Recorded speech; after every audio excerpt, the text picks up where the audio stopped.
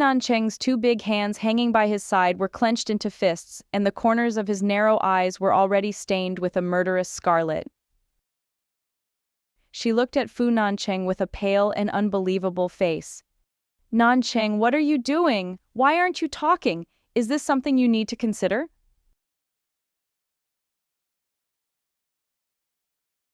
Brother Biao hugged Lu Yao and pinched her waist in a very obscene way.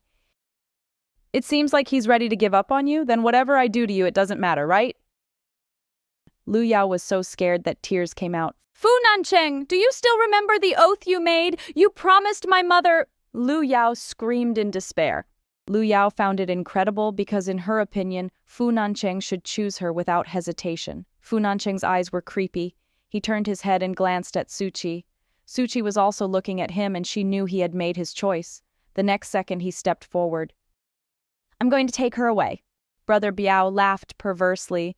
"You've made your choice, right? Beautiful girl, be quiet and come here by yourself." Zhuxi turned her head and she saw that Brother Biao and the other men all had knives stuck in their bodies. These people were very dangerous. "Don't do anything suspicious, otherwise I can't guarantee your safety." They hold knives in their hands. She was not alone now and there was a little life in her belly, so she did not resist just now and was brought back by them. "I have to protect my babies and not upset them. I have to find a chance to attack." There was no trace of panic in Zhuxi's cold and clear eyes. She looked at this Brother Biao and said, "I'm here, please let her go." The next second he strode over, stretched out his hand to hold Lu Yao, pulled Lu Yao out of Brother Biao's hand, and then left with Lu Yao without looking back. He chose Lu Yao and kept her. He pretends to be so affectionate, but in the end he still chooses someone else.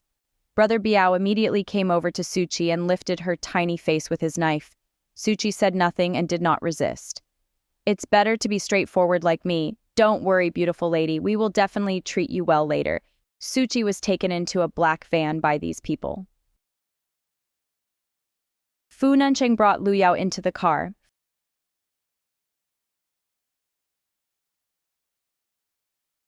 Fu Nancheng's big hands on the steering wheel were throbbing with veins, as if he was trying hard to suppress his temper. "Look at this, Nancheng, it's all red."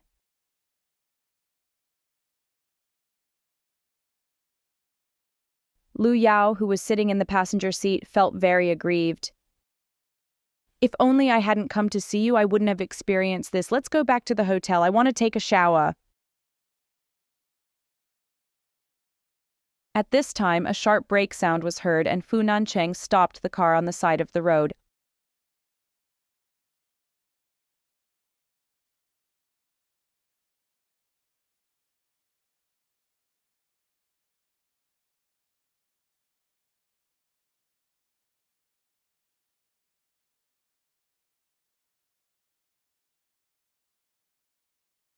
"Why did you brake suddenly?"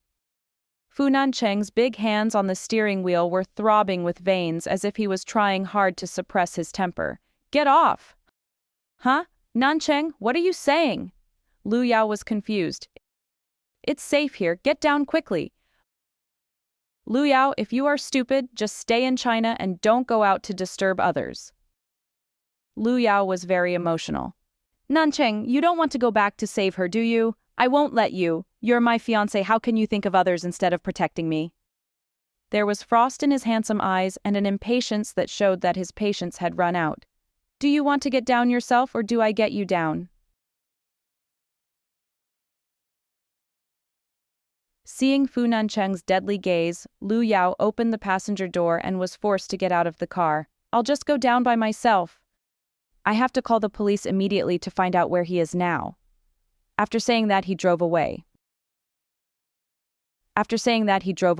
What did he say? He actually called her stupid? Is she stupid? He wasn't like this before. He always held her in the palm of his hand. "Zhuxi, wait for me." Remote warehouse. Zhuxi was taken to a remote warehouse. This excited the men so much that their eyes turned red and they panted like wild animals. He has been eyeing Zhuxi for a long time, and now that he has finally got her, he is naturally impatient. Get in. Brother Biao stepped forward and reached out to push Zhuxi in. I almost forgot, beautiful. Give me your phone, don't mess around. Zhuxi's palm-sized face turned a little paler. I didn't bring my cell phone. Brother Biao laughed perversely. This Brother Biao is a local swindler, a gangster, and he does things in a ruthless way. The other men were not pushovers either, and were all watching. You can't fool me? You didn't bring it? Then what is this? Are you trying to play me? You are so eager to play with us, then I will help you. Zhuxi's palm-sized face turned a little paler. The extremely ugly faces that appeared in her sight made her feel nauseous, and she wanted to vomit. Don't touch me! Zhuxi held on to the rebellion, and at this moment the eyebrows of the man beside her turned sharp, and he raised his hand and slapped her hard. Just accept it! Plaque! Zhuxi's whole face was tilted. Soon, a bright red slap mark appeared on the right side of her delicate face. If she encountered this situation alone, she would definitely not be afraid, but now there is a baby in her belly. She is very afraid of hurting the baby. No, I can't delay any longer. When he comes near, I will sprinkle incense. That's right, calm down. After becoming a mother, even the strongest armor will have a soft spot. Now, I can only save myself. Zhuxi's small hand quietly pressed towards her waist, hoping to find an opportunity to strike the target. What's going on?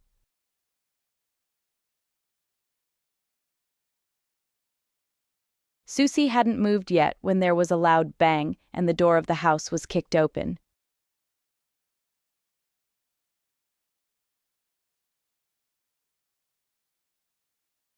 Zhuxi felt a lightness on her body and looked up. Fu Nancheng had actually returned. She took the opportunity and ran towards Fu Nancheng.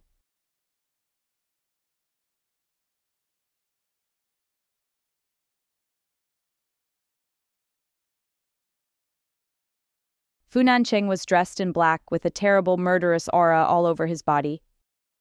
She looked at Fu Nancheng and asked, "Why are you here?"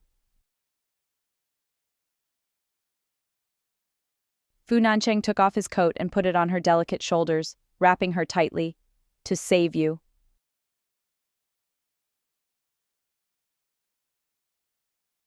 Soon he saw the bright red slap mark on her face.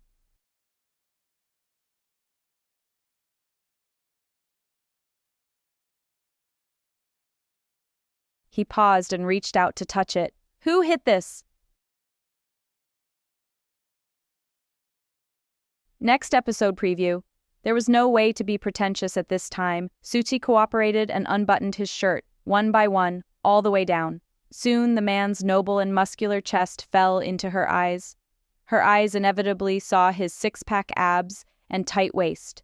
The perfect mermaid lines on both sides went down and disappeared into his black trousers, fastened with a black belt. Her nose was hot, and Zhuxi felt like she was about to have a nosebleed. Looking at her flushed little face, Fu Nancheng rolled his Adam's apple and said, "What did you see? Aren't you going to give me medicine?" Her little face was already bright red.